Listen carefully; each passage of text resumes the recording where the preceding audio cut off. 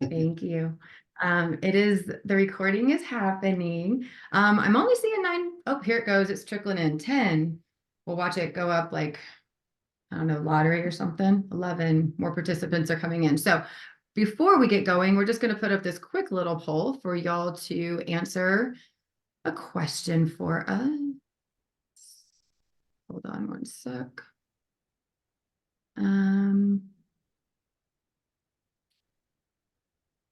Relaunch the poll. I'm going to ask you how you found out about this webinar. If you could just take a second to answer the question, how you heard about the webinar. E-flyers, Painted Prairie emails, social media, broker presentation, maybe a colleague told you or invited you, or if there was another way that you found out about it, that would be great. And then we will get going on time so that we can bring you valuable information and get you out of here on time as well, so you can get back to business. If you're just joining, if you will please just answer the question really quickly about how you heard about this webinar. Chris, please mute yourself.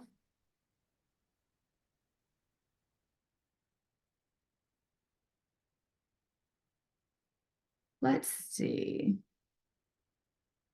Thank you. Still waiting. Looks like we've only got 12 attendees. So just so y'all know, we had over 50 RSVPs. So we are waiting for people to get in, and it may just take a few minutes for them to jump on. But if you're just jumping on, if you could just really quickly answer the question, how you found out about this webinar.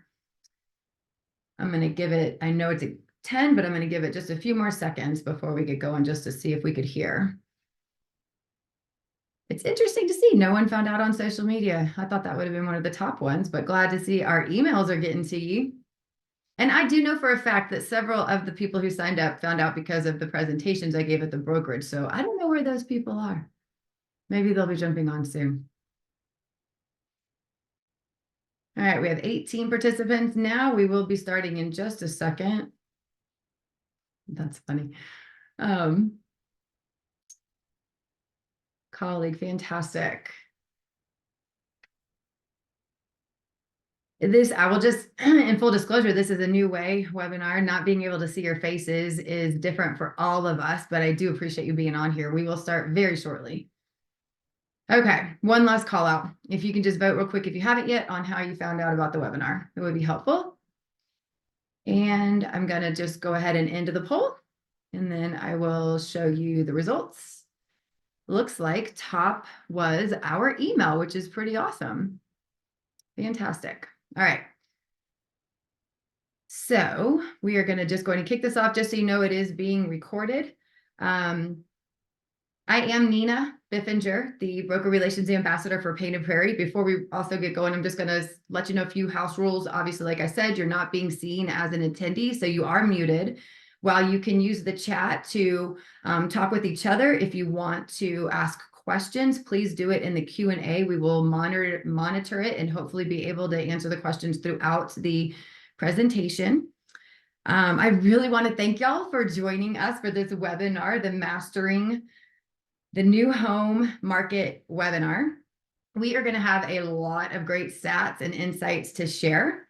Another poll though, before we get going, and this is back to, we really don't know, we're not with you, so we don't know exactly who we're presenting to. So we just have a couple of quick questions just to gauge what the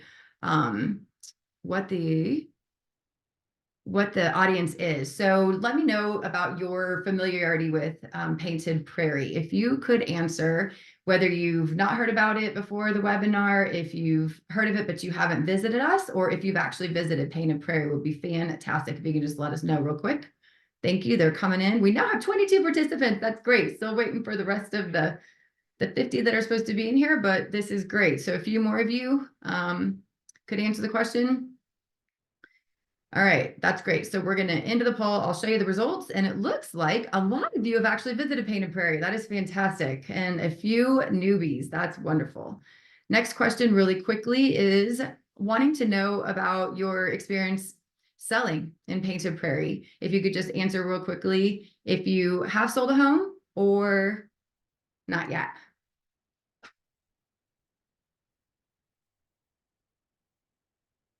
Well, answers are trickling in. Thank you.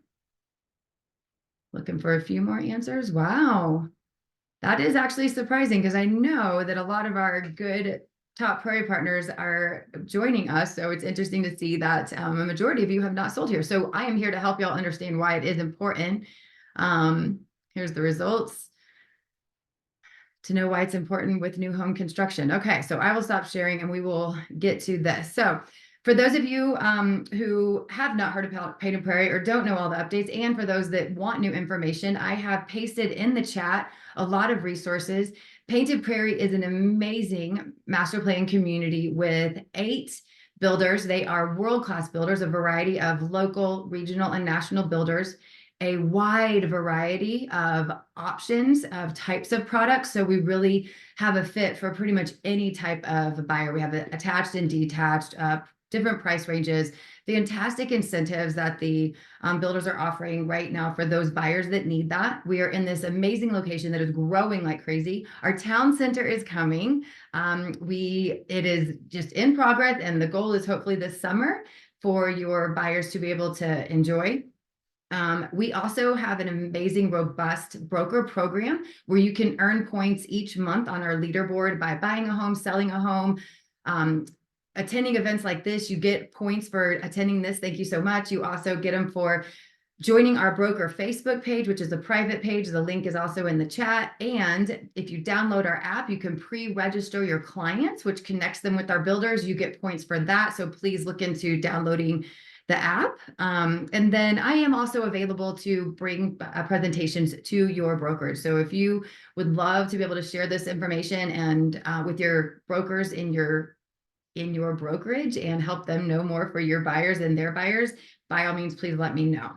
All right, now I'm going to share the view of all of our panelists here, because today we have, with all 5 of us all together, we have over 80 years of experience in the real estate and new home construction industry. It's crazy, so much. So I am confident that we will meet the goal of really helping you know what to expect with new home construction and new home sales in 2024, including sharing Zonda's newest release of Q4 data from last year and the forecasts. And then our panelists are going to this panel of experts are going to share inside information about new home sales, the benefits of selling new home construction, buyer trends, and other valuable insights to help you be more beneficial to your clients when helping them invest in new home construction. So we will just kick that off and say, well, first of all, let's introduce our panelists. Sorry, you need to know who they are. Each of you, if you could just take a minute to say your name, the company you're with, and a fun fact about yourself. Rosalie, you look excited. You were unmuting. Go right for it. My name is Rosalie. I'm a sales counselor with Meritage Homes. I've been here since 2015.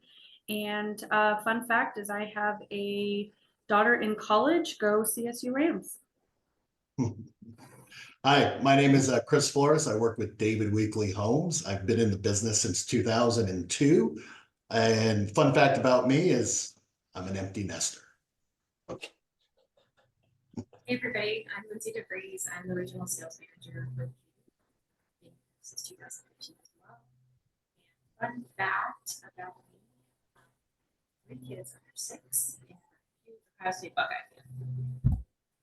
Lindsay, there's something with your sound. I don't know if maybe you can get the microphone closer to you, but what she said is that she is the sales manager for KB Homes. I don't know what fun fact she said though, because I couldn't hear it. So if you could tell us again your fun fact. Yep, I'm a huge Ohio State Buckeye fan. Perfect. Thank you. Okay, Evan.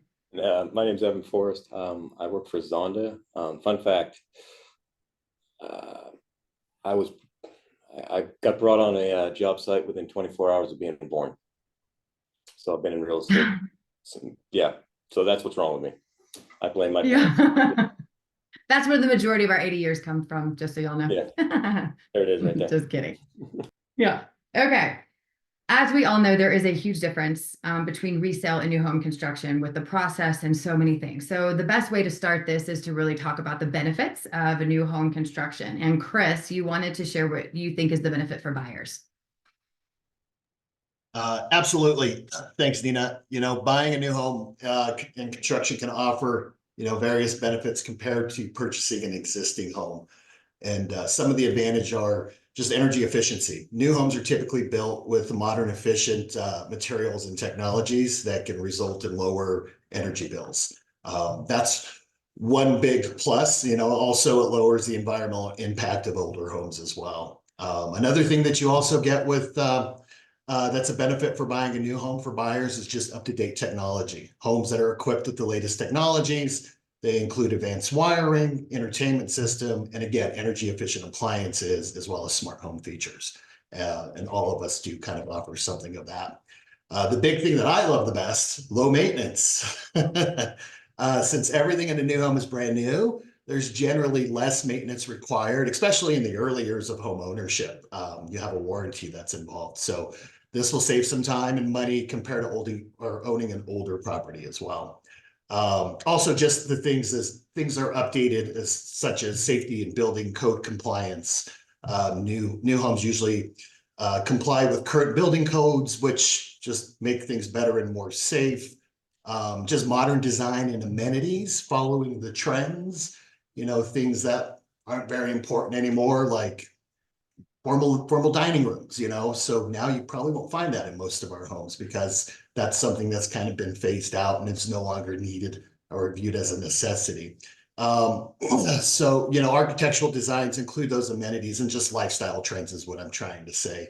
And then just financial incentives. When you buy with a new home, some builders are offering fantastic incentives. Affordability is a huge thing right now. So those things can make the overall buying a new construction more attractive, if you will. And then just timing and convenience. That would be the last thing that I would say. Buying a home allows you to move in without the need for immediate renovations and repairs.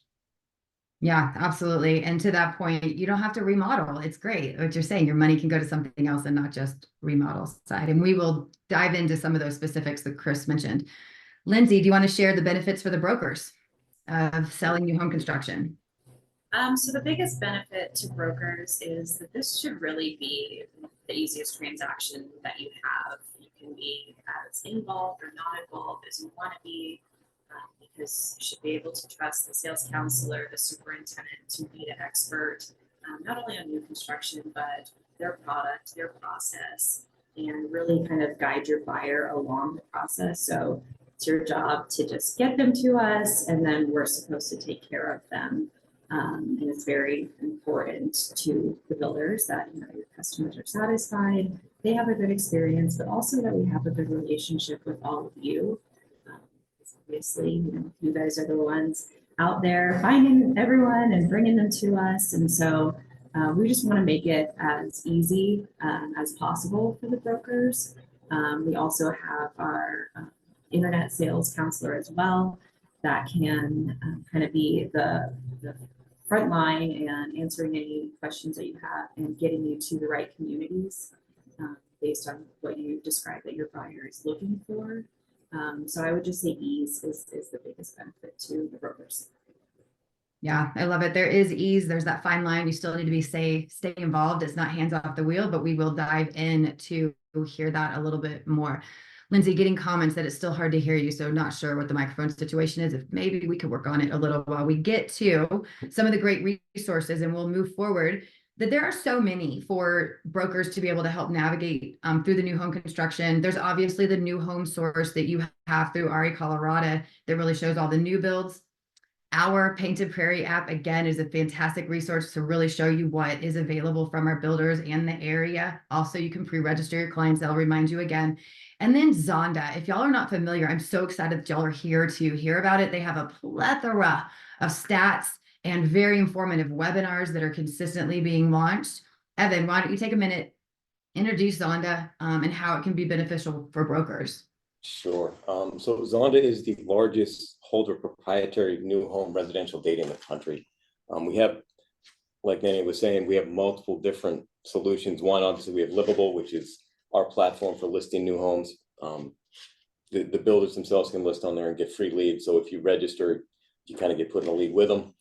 We also have things that can also help, as Lindsay and Chris were saying, when you're online, to reformat so people can move around and kind of design any options and upgrades in their homes. But for the most part, we have all the data around the country that we're going to get into in a minute that kind of can give us an idea of where everything's going, good, bad, or the otherwise.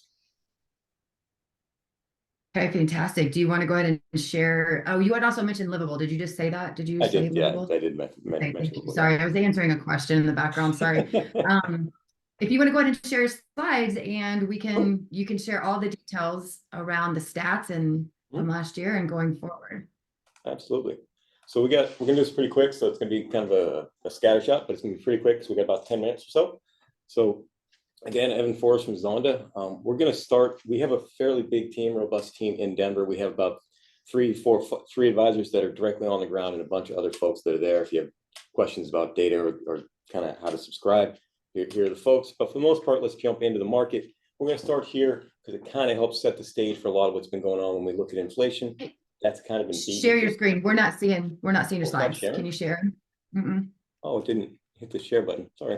There we go. Here it's coming. There we go. Thank you. There we go. Don't know why that didn't share. Apologies. Now it's not moving. There we go. All right. We talk about inflation starting here to kind of set the stage on everything else in the market. It gets beaten to death in the media. As you can see here, you can see the CPI is the purple line. But we've gone back down to closer to the Fed target.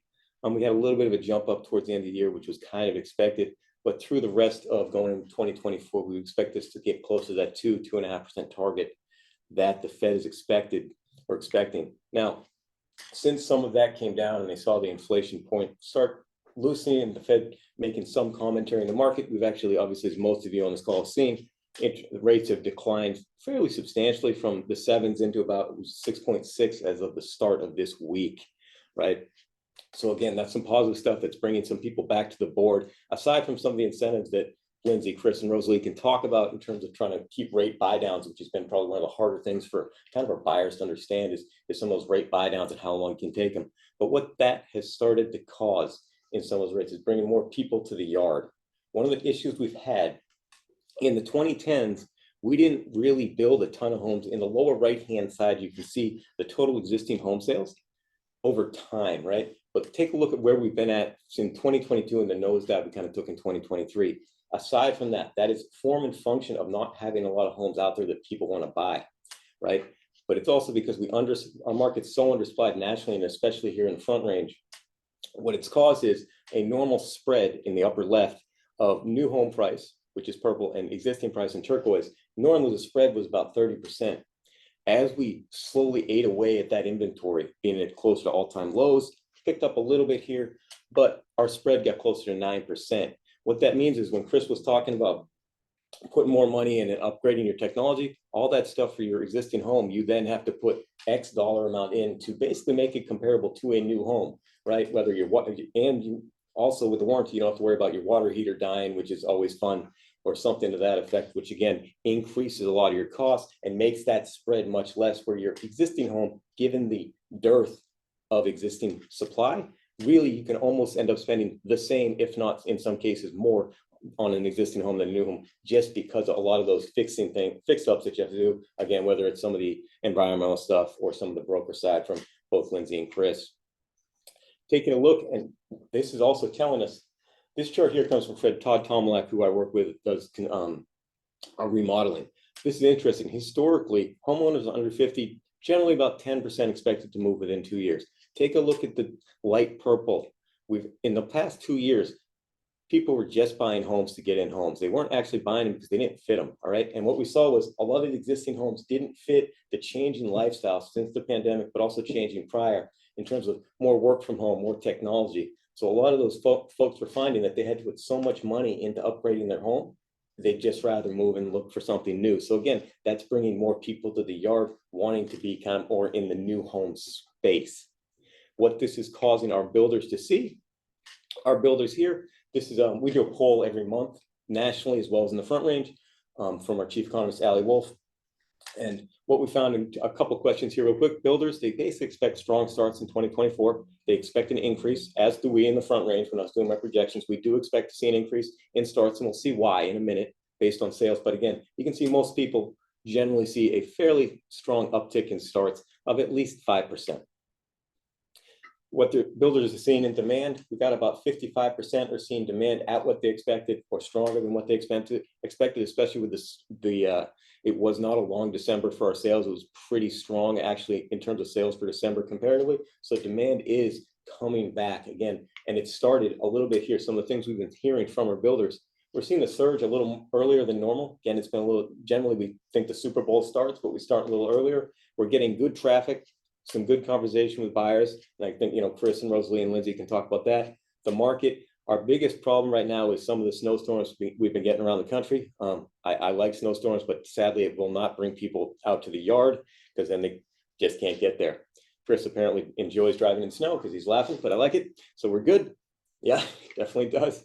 Looking regionally, this information actually just came out yesterday. We do a pending sales index around the country, and the Western United States has kind of gotten slammed in the last year where everybody's saying everybody's go to Texas or go out east or, those types of things. Well, our newest information, again, just from yesterday, our markets with the biggest turn was Las Vegas, Phoenix, and Denver. 3 of the markets that have gotten hit the hardest in terms of national media. Wasn't always completely accurate, but again, we were going so well prior to the pandemic and during the pandemic, it was like going, uh-oh. However, on a monthly basis, take a look at our strongest markets, Denver, Salt Lake, and Phoenix. Markets with all similar things to them. And if you look at our top 10, 8 of the top 10 in terms of changes are all in the West. Again, some are in California, but we got Denver, we got Phoenix, we got Las Vegas up top, we got Salt Lake City, right? So again, that demand is definitely coming back, especially out here and in the Front Range, we'll take a look at in a minute.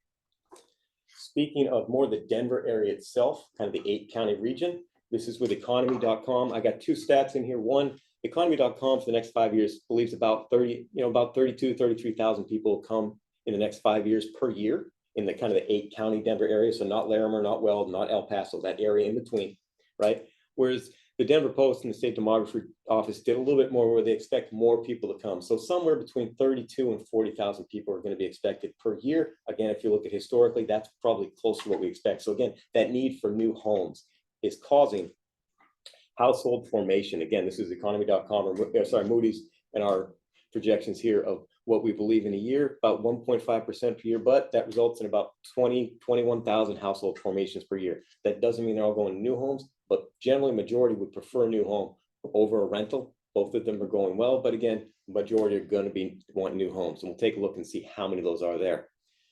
The other thing we want to take a look at in terms of the strength of what's coming in the market, or at least in the 8-county market here, is historically what the spread, when we talk about spreads, the spread here, this is income, median income. Median income on the US is gray, in turquoise is the Front Range. And you can see we've actually been increasing our delta between the two. We're at about 28%, and it's expected to grow to 30, 31, 32% over the next 5 years. So again, we're going to grow a little bit faster in the nation. You can see how much the gray kind of levels off, right? So that's some good stuff. Population growth, household growth, and income growth is all kind of bringing it together in terms of people that want to be there. Going into our proprietary data here, we've heard bad information for the last couple of months. So what we looked at, the different things here, we have annual lot deliveries in gray, annual starts in purple, annual closings in green. Basically, you start with lot deliveries, you go to starts, and you go to closings. The one that makes sense for us to look at, one of the 4 running things, and we have another one we're going to look at in a minute, is the annual starts. Despite being down 17%, it's actually increasing quarter to quarter. Our annual starts, take a look at that turquoise box and see how much that kind of uptick in that purple that has occurred. We've jumped up by 11% on annual starts just on a quarter to quarter basis. We expect that to continue jumping, going up a little bit more, and we'll show you why here in a minute. Taking a look at where those starts are occurring, green is basically the zip codes with 400 plus starts. You can see obviously the giant yellow star is where kind of the rough location of Painted Prairie kind of moved a little bit, but it's generally in that zip code. But you can see we are in one of the most in-demand areas. Obviously, you got some in Commerce City up there, a little bit in Brighton. Some of those will slow down, of course, then down in Parker. But again, out here with not only Painted Prairie, but others, you will see continued strong starts coming in.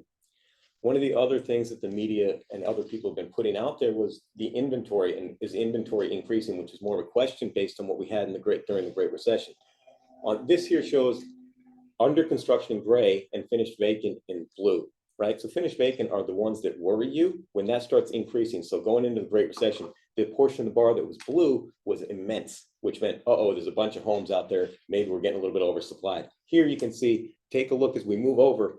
Our 10-year historical and finished vacant is about 20%, and our current's about 17%. So we're a little bit below our historical on that blue portion of the bar. So most of our builders, whether it's Lindy, Rosalie, or Chris, they and their team have been very successful making sure the buyers get homes they like, showing them homes they want, as well as promoting the community themselves, while not building an inventory which is keeping that supply low and the demand higher in terms of how that's looking. So let's take a look and see how the folks are doing there with the traffic and the conversion. Taking a look at traffic here, this is kind of through the entire Front Range. I didn't break it down, but similar trends, a little bit higher in Denver. But here we have 2021 in purple, 2022 turquoise, 2023 in gold, and then 2024 in blue. What you're seeing is average weekly traffic per subdivision.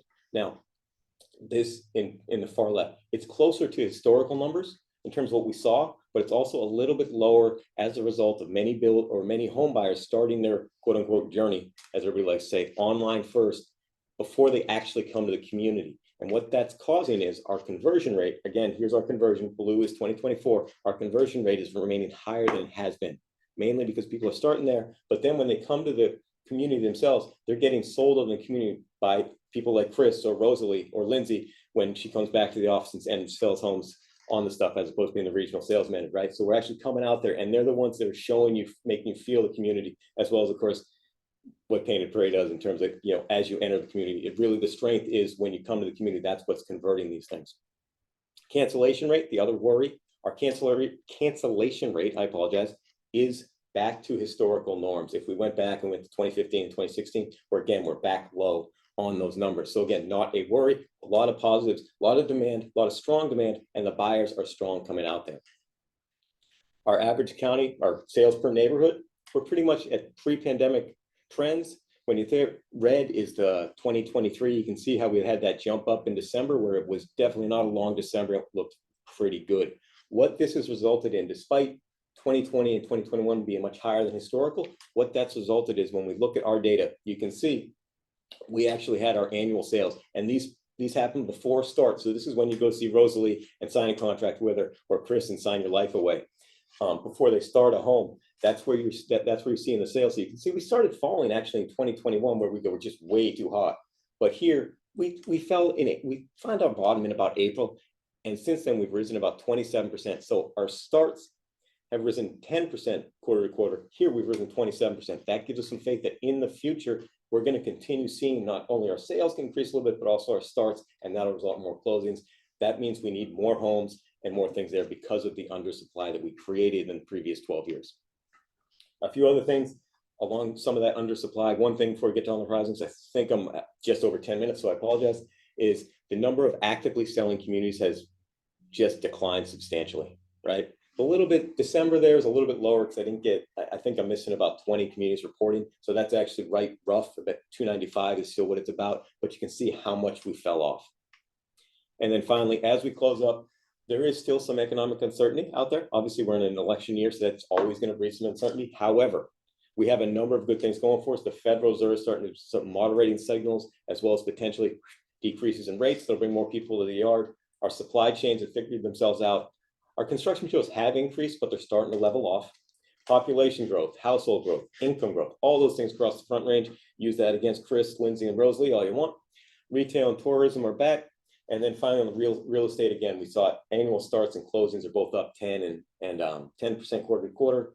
And then obviously sales are up about 30% since hitting the bottom. Our month supply, lot supply is down. Again, that's making it a bit of a premium on some of our new homes, causing, again, there's not as many existing homes, and the dollar amount that you have to put into an existing home just keeps increasing to get it to a home that is substantially similar for things like work from home and other areas where people are much more reliant on technology.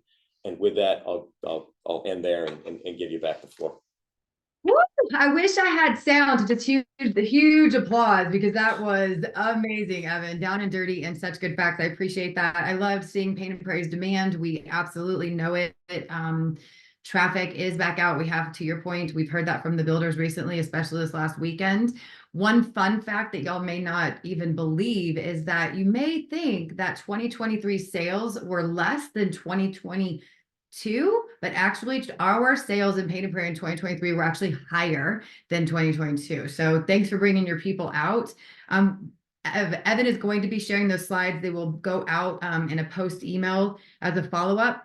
Evan, I did not see, and maybe I missed it, I apologize, but do you know the number of sales for new home construction as a total or a percentage, like versus resale? How many are new home construction sales? I would have to go pull that. That was one of the things that didn't make It's it. okay. We can pull it. So Yeah, send me an it's email on okay. that.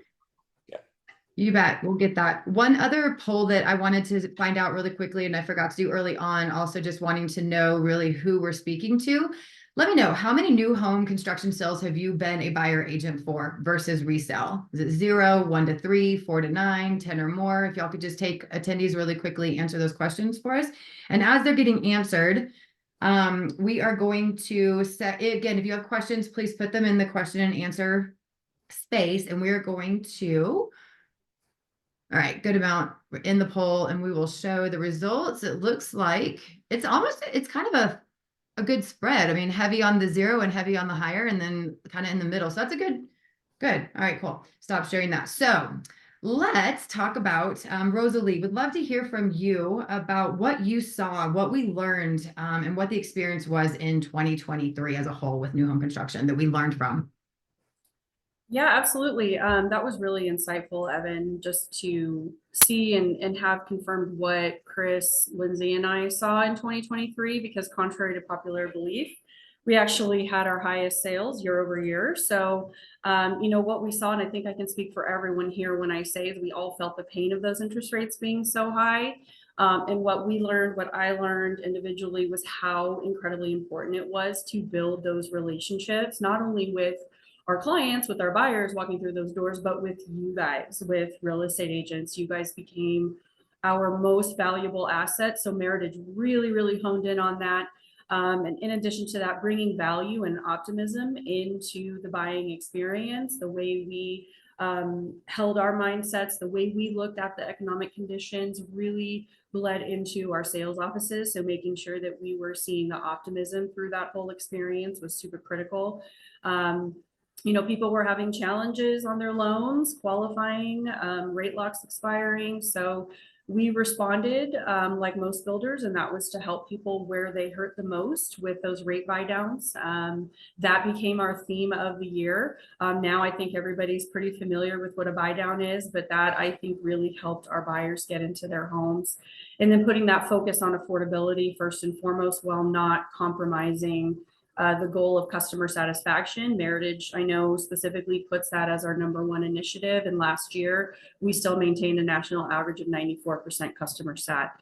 So we're going to continue to do that, focus on affordability and making that buyer and realtor experience a positive one. I love it. It is so true. It can't be emphasized enough. This is a relationship business, and you, as a broker and as a sales associate, and all of us, we can make the story what it is. We don't have to rely on media, like Evan said, and really have that story for the buyers to help them feel more comfortable and reduce the anxiety and feel good about this decision to invest in a new home. Okay, we've talked about 2023. Now moving into 2024. Chris, what are you seeing is going to be happening in 2024 to be different? Well, I think we're still going to be dealing with the front end of the year. We're going to be dealing with the higher interest rates and the affordability factor, which we as builders need to have solutions for our customers and our buyers, obviously, in order to make it more affordable and make home ownership a reality. With that, I can tell you, once the market stabilizes and normalizes, we are going to probably get back to the Econ 101, which is supply and demand, where, as David Weekley, I know we are putting a lot of, going back to, it's always crazy to me when the numbers represent what's actually happening in the field. And when Evan was talking, I was like, yeah, that's exactly what we're doing. We're pulling permits like crazy at this moment. We are starting homes as much as we can so we can have both sides of the business to meet that demand. And what that means is that I will have available homes that are ready now, ready within the next 60 days, ready in the next 120 days, or I also have the built to be built type situation where a customer can come in and essentially pick their home, design it, and then build it and customize it. And 10 months later, 8 to 10 months later, they can move into their new home. So with that, we're offering a first-time home buyer product and a move up buyer product. So we're trying to offer everything in order to give people options is what we're doing. Yeah, options. That's great. And to that point, that pent up demand, Evan talked about it and showed it in the slides that it's there, and that it's actually, people are coming out earlier than normal. We're seeing that season start. Evan, did you have anything else you'd wanted to expand on for 2024? You feel like you covered it? I think most of it's covered. I mean, you're going to see, obviously, as the rates come down, we expect some of these sales to maintain. And again, you're still going to have your majority of your selling season. I think will still be in the spring selling season, where we're probably going to get 65% of your sales will probably occur between February and, I don't know, say my months are all messed up, June, beginning of June or so. I almost said July because I can't count. But yeah, so I think most of your stuff is still going to be a pretty strong selling season in terms of what's been going on. So Okay, as long as my own caveat, as long as we can deliver the homes to the market. Yeah. All right, let's move on to some buyer trends. Lindsay, you want to touch on some of the buyer trends you're seeing, what people are looking for, and some of the buying patterns?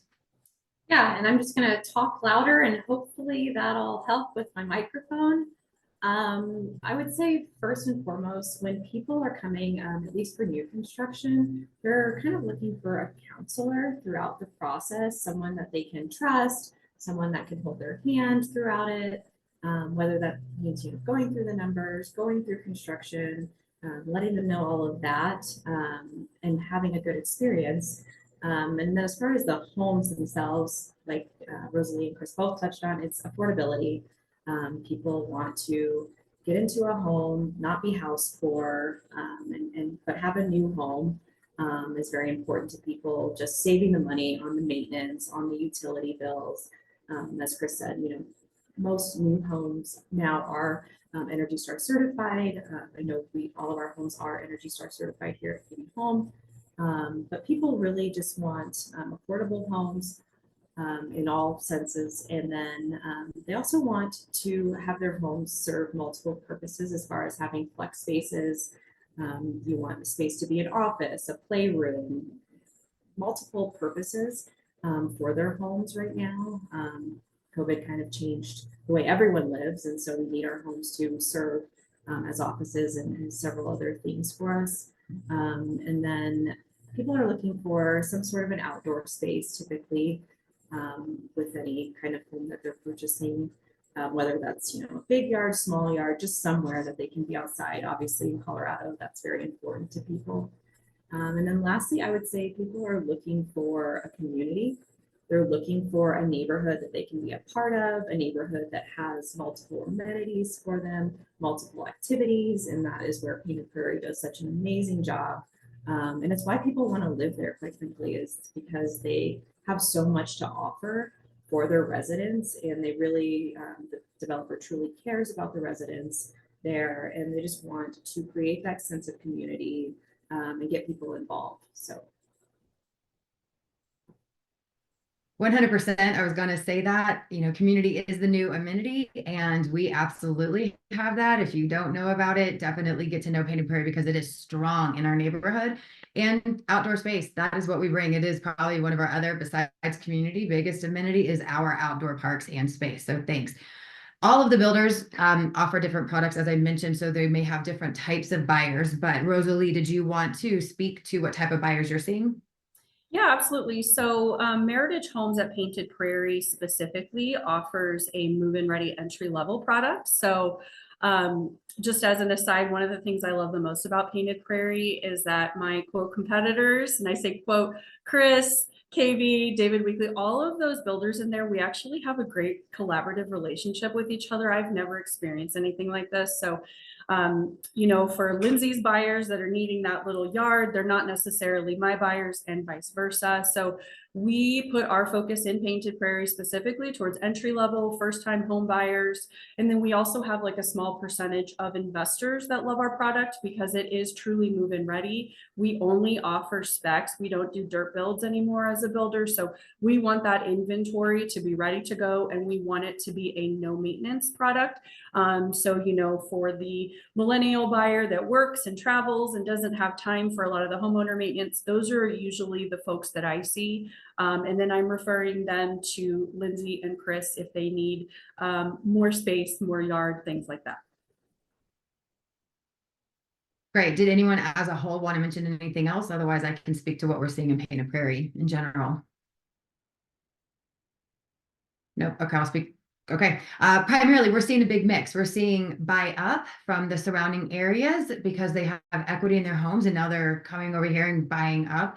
We're seeing the downsizers, and we are also seeing still a lot of relocation, people that are coming in, and we really do have a mix in this. We have a mix of single women and then families. So we have a huge mix here, and I'm not saying that around affordable housing or housing issues. I'm just saying in general, that's the demographic broad. It's pretty broad here. To that point, Lindsay, do you want to touch on their buying patterns now, how they're coming in prepared? So I would say people are kind of more informed than they've ever been when buying, and that has to do with having great websites out there that people can do their research prior, and kind of the fear factor of they don't want to go in and think that they're going to be bamboozled by the salesperson that's going to get them into something that they can't afford. So people are doing a lot of research on the financial end, probably more so than I've ever seen. Kind of getting all of that and their ducks in a row before they come into our sales office. A lot of everything is going to start online with any of the builder websites or painted websites. People kind of go on, they do the research, they find their floor plan that they like. So when they get to the community, they can tell the sales counselor, this is what I saw. I think this is what fits my family, but and then it's the sales counselor's job to kind of confirm that for them by finding out about them, discovering what's most important to them, and then leading them there accordingly. So I would say the biggest thing is how much starts online now, and just truly how educated people are, more so than they have been about the financial aspect of buying. Yeah, absolutely. Buyers are becoming more savvy, but that still leaves an opportunity for the brokers to still be of value and help them understand what the market is doing, where they could find the builders, still finding the other areas and helping them navigate through some of the process with their sales associate partners as well. All right, we'll move over to the pricing aspect. Evan, you want to cover how builder pricing, what the basics are around that? Sure. So being a former builder back in the day, more than 24 hours old, basically the base pricing is kind of the base, whether it's, whether you have Meritage just doing spec homes, but other ones, KB and also Chris over there, Dave Weekley, will give you a base price that is kind of their base model where they kind of have everything there ready to go. But if you want to upgrade things or make changes and options upgrades, where like Chris and Lindsay were talking about, if you want to change and whatever it may be, you want to reformat a bedroom to a playroom or something like that, then you're going to have to pay a little bit up for an upgrade. You can also find upgrades in the actual lots themselves, right? Depending if it's a corner lot, a bulb lot, a view lot, depending on that. So there are other costs that might be increased in that. KB actually does a nice job generally on their website of actually putting in what that minimum may be on some of those lots in terms of finding some of those premiums that you might pay for lot premiums.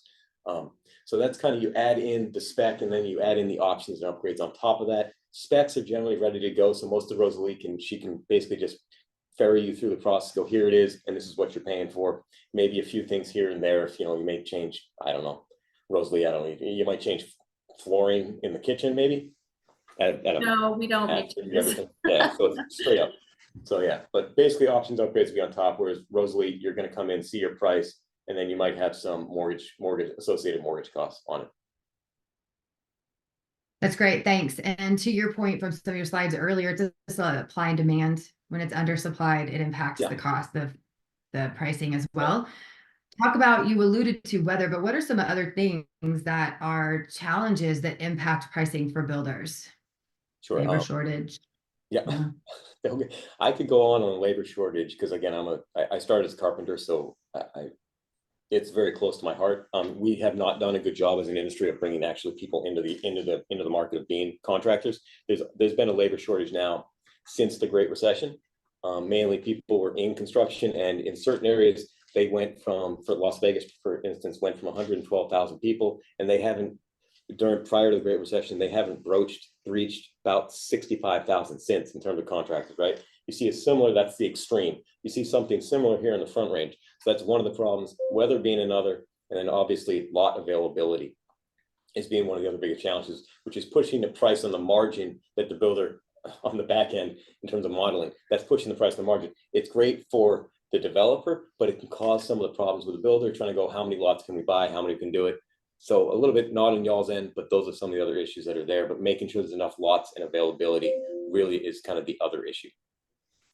Yeah, absolutely. And then what we heard probably more in previous years, but it still has an impact, is material costs. You know, Yes. builders can't control that, but that impacts the price, as well as municipality causing slowdowns. That impacts pricing as well. And I share that so that you as brokers can understand what impacts the pricing. It's not just a builder saying they want more money.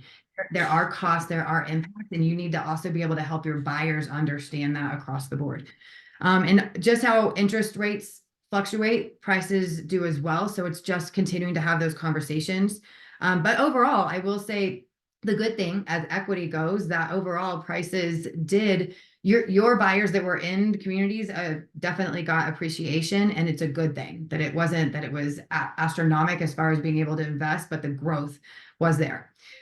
And of course, because it goes hand in hand, it's a good segue to get into incentives. And it really is about changing the conversation, somewhat to what Rosalie mentioned and Evan did, you know, addressing the fear that is media driven, focusing on their motivation and the positives around investing in a home, knowing their future promises and the choices of inventory, what incentives are available to help them own a home, and really what their future options might be with refi. There's so many options, and there's conversations that you can have and change how that conversation is.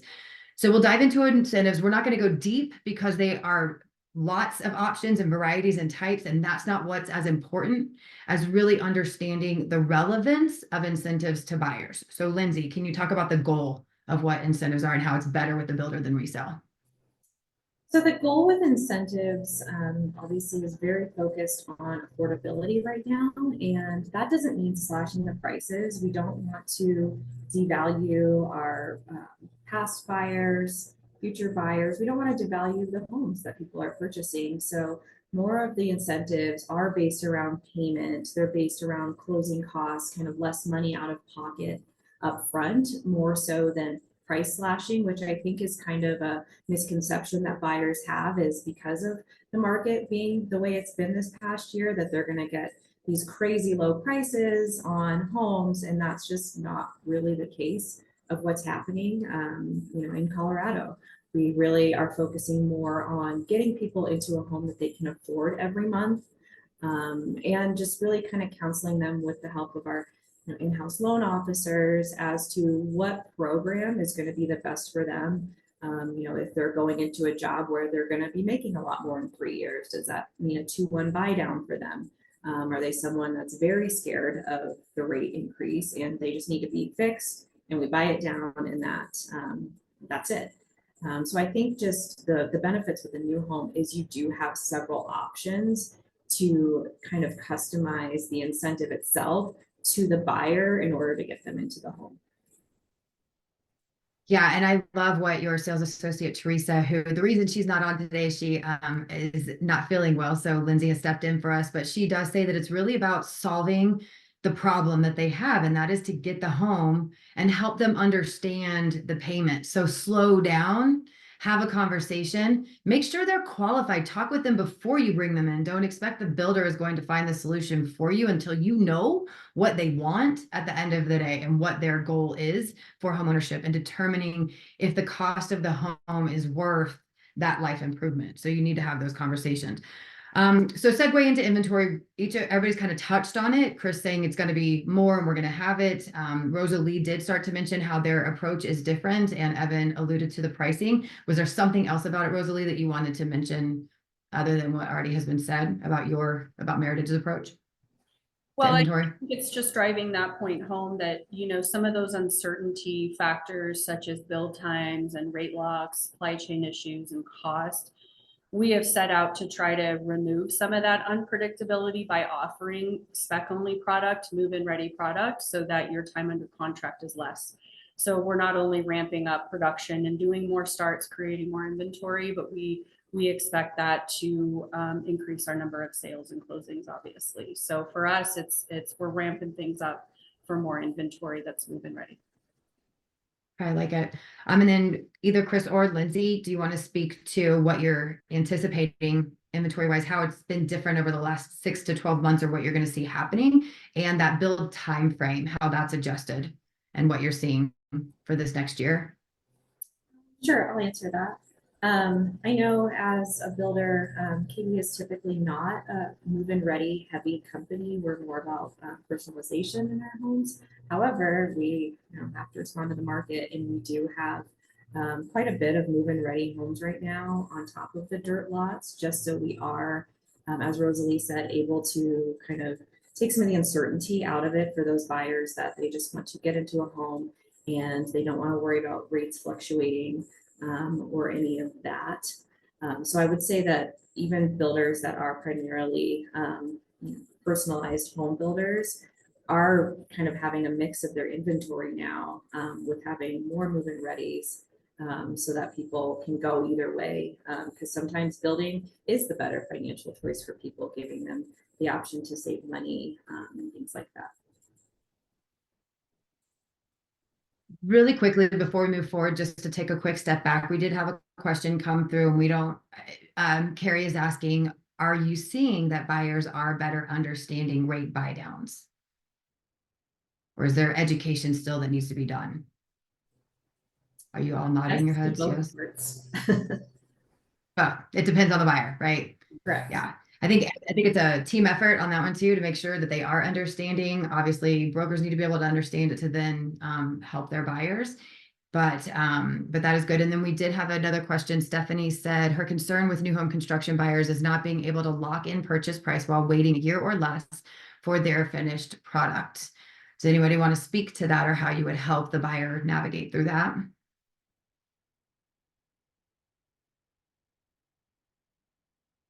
Okay, too much silent. We will get back to that one. No, I wasn't sure if Rosalie was off mute. I think the price itself is locked in as when they're waiting for the build.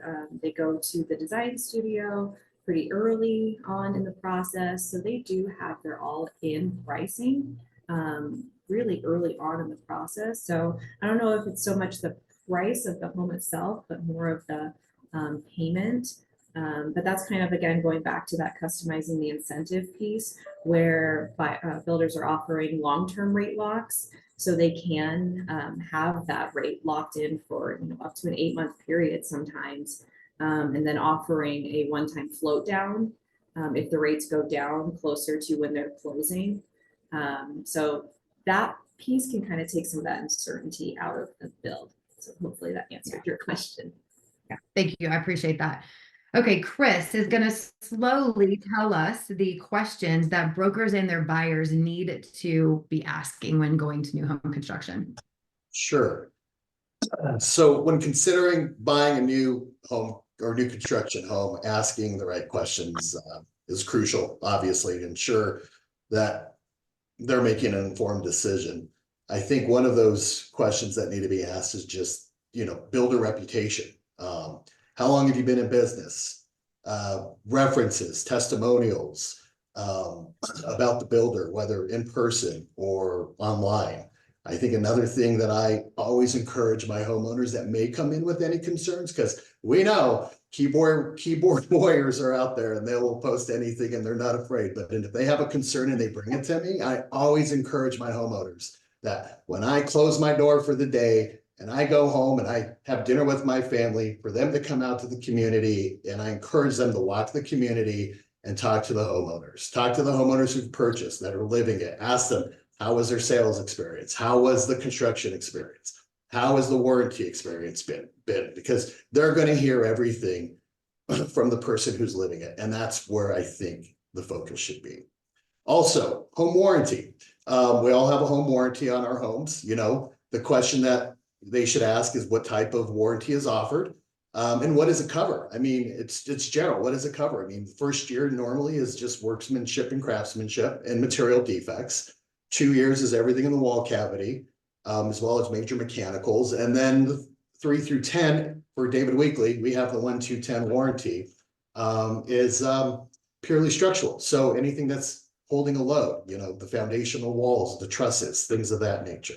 I think that's also something that a buyer should try to understand. Also, just neighborhood and future developments, you know, what amenities are planned, and are there any upcoming developments like our new town center? You know, talk heavily, they should know about the things, the walkability. You know, I don't feel like cooking tonight. What are my options? Well, you can walk across the street in the future and grab something to eat. Just pricing and additional costs that come with a home. You know, a buyer should ask, you know, what's included in the base price, which we've talked about here several times. What additional costs should I expect that I'm not asking about? What do I don't know?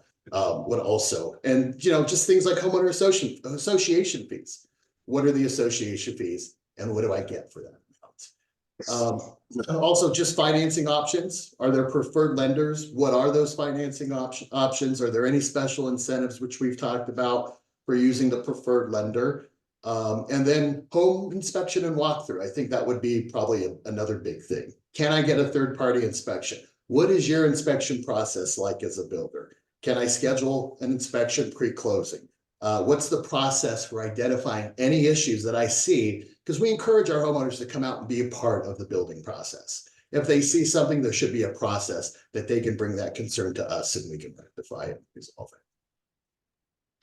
Those are fantastic. Also, to a point that Evan made earlier, asking what the lot fees are, if there are lot fees, and what they might be is good to know, as well as really asking what product is going to work best for my buyer, going in and knowing what your buyer needs and asking what product it is. Don't start with incentives, start with the product. Again, that's what they're ultimately buying. So that's important. The other big question that's always out there is going to be around metro districts. So the thing is, all new communities will have them. So the question needs to not be if it's there, it's what is it, what does it cover, and what's the benefit? That is what you need to know and help your buyer understand. They are there and they are important because they are the only way that new communities are going to be able to be built today. Those costs have to be covered, and that's the only way. It doesn't happen. Cities don't fund them anymore. The developer does. And that is an investment in the area development. That brings more roads. That brings so many things that are, it funds amenities, it funds infrastructures, it funds schools, it funds all of things, maintenance, everything. It ultimately lowers the purchase price for your buyer because they would have higher costs of increased fees around lot fees, base prices, all of that. So there is a purpose for them. So it's more about what they are and why they are important, what they cover, and the benefit to your client. I've also received the question in the past that is there a good go-to website to be able to search and view details around pricings, floor plans, blah, blah, blah, instead of every single builder? And I will say, we already mentioned a couple, but I would just tell you, Painted Prairie's community site is amazing. You can see details about all of our builders as well as our app. Again, I'm just going to keep plugging it because we're here. But also, Evan, you had a couple of things that was your suggestions around resources or how to know things. Yeah, I mean, some of the resources, again, we have our livable product where essentially you can go and search an area and see what new homes are out there. We have every large builder in the country and especially in the Front Range. But really, it's the start of where you go. It really is about getting out and seeing the communities and talking with Chris and Lindsay and Rosalie and seeing there and feeling the communities. Again, it's just a start of where they're going and helping the buyer understand what's there. But it really is about getting out to the community, in my opinion. Talking to the agents that are all, I mean, I won't age any of them. All of them have 5 years of experience. I'm kidding. They have a lot more experience than that, and they're all ready to help. And I think that's probably the key is just to start online and then get to the actual sales agent. Do your homework, essentially, right? And all the panelists had kind of a combined answer with little pieces. Who else? Rosalie, Lindsay, Chris, you want to say what else do you suggest?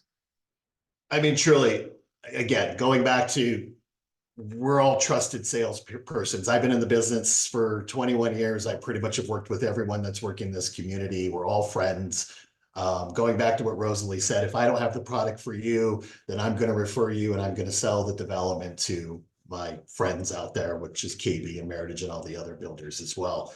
And with that, We know what we're doing, and it's a consultative approach. I mean, I do this because I want to see homeowners achieve or buyers achieve home ownership. And I'm happy to see and partake in part of their journey as far as getting to the end. And it's something that just makes me happy, is helping people get the dream of home ownership. So I'm here to help. I'm not here to hinder. I'm here to give you good information. I'm here to necessarily just give you what I know, and hopefully we can make an informed decision and have a happy homeowner and deliver a complete and clean house at the end. And my tip to brokers would be just to get your buyers pre-qualified if you can prior to taking them out to the community, because the last thing you want to do is get them, you know, in love with this home, and then you find out that realistically it's not going to work for them. You know, you want to go in knowing that they can afford whatever whatever product line, whatever builder that you're taking them to, so you've already gotten that battle out of the way, and you can kind of get down to the specifics once you find the home that they're in. Yeah, and I think the other thing that was mentioned previously, Rosalie touched on it, it's really about relationships, and that the sales associates are your best resource. They are the trusted sales expert, so rely on them. They are your best resource, even over the website. It may take a little bit more effort to contact them, but you want to be of value to your buyer. The next question would be around, Rosalie was going to speak to how a real estate agent or a broker can best partner with a builder.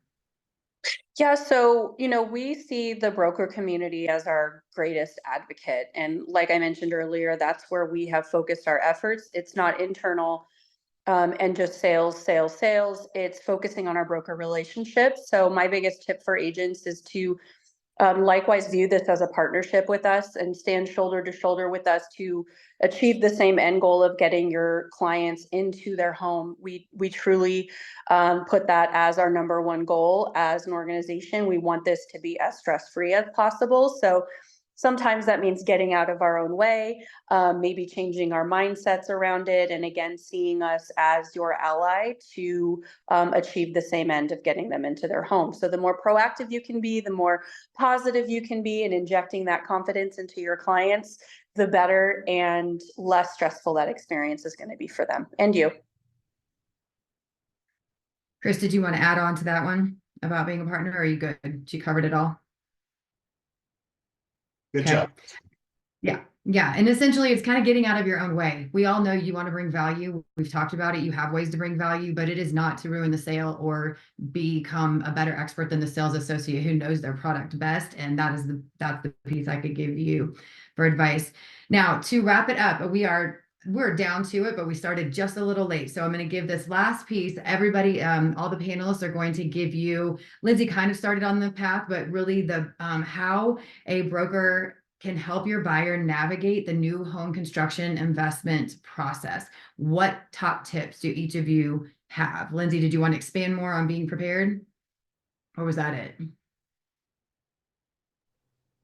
Sorry, I couldn't come off mute. Just being prepared in knowing the basics of the community, the builder, and kind of what a new build process looks like. Like Lena said, the sales counselors are the expert about their specific company, their specific floor plans, their process, and all of that. But I just think it adds another level when not only are your buyers confident in you and what you're presenting to them, but then you are showing this united front, like Rosalie said, that you're both confident that you are going to be able to find them the right home that's going to work for them. So confidence in research are my biggest tips. Good one. Evan, you had a quick kind of short answer tip. I think it's kind of been touched on, but it's so basic. It's just communication. I mean, when I was with builders, our biggest problem was always communication in terms of stuff. Sometimes I would fall down. So it's always communication and making sure everybody understands what exactly is going on and how. Mm-hmm. You had also said smile and have fun. That was the other thing, the piece of advice. I don't know that. Yeah, okay, fine. Okay. Yes. Rosalie, what was your advice? Well, I just want to reemphasize, being optimistic and also proactive is huge. Like Evan just touched on, communication is so critical. Don't wait for the poo to hit the fan, for lack of a better word. If there's Yeah. any uncertainty, any questions, any concerns, that's what I'm here for. That's what Chris and Lindsay are there for. Give us a call. Let's talk it out. Let's find solutions. Like it. That's what your last word stole mine. I was going to say there's 100,000 pieces coming together and things are going to happen, and it's just that relationship you build with your buyer and your client that gives that trust. Trust is a huge thing. If they don't have trust that I'm going to take care of it, or I'm going to actually be an advocate in the sense to building them a great house and help that process through, then all this is for naught. So, and the other thing is just be solution oriented. I mean, it's easy to point fingers about what happened, this, that, and the other. Stuff's going to happen, but let's figure out how we can make it and right the ship and go forward. So that's my. Yep. And that's true, I think, in any transaction regardless. And I think that's great advice. My piece of advice related to new home construction is that you can help implement change. You can educate your buyers about why build times might take longer or costs are the way they are. That includes, again, all the things we talked about, municipalities, everything else. And with that, you can join a city council and be part of the change from the inside part, and then also vote. Know your representatives that are in favor and are pro development, because that is the only way that we're going to be able to increase supply to provide homes that do have a demand. I know we had a lot more questions come through at the end. We don't have time to dive into them. I have posted my contact information in the chat. Please call or email me. I'm happy to answer those questions, but just in light of everybody's time, we do need to wrap it up. I want to thank all of our panelists. Y'all did an amazing job. I know everybody else is clapping as well. Thank you. I appreciate y'all being here. We will again follow this up with an email with the recording and Evan's slide so that you can refer back to it. Please contact me if you would like me to come to your brokerage and speak more about Painted Prairie specifically as well. Thank y'all. And now y'all go sell some homes.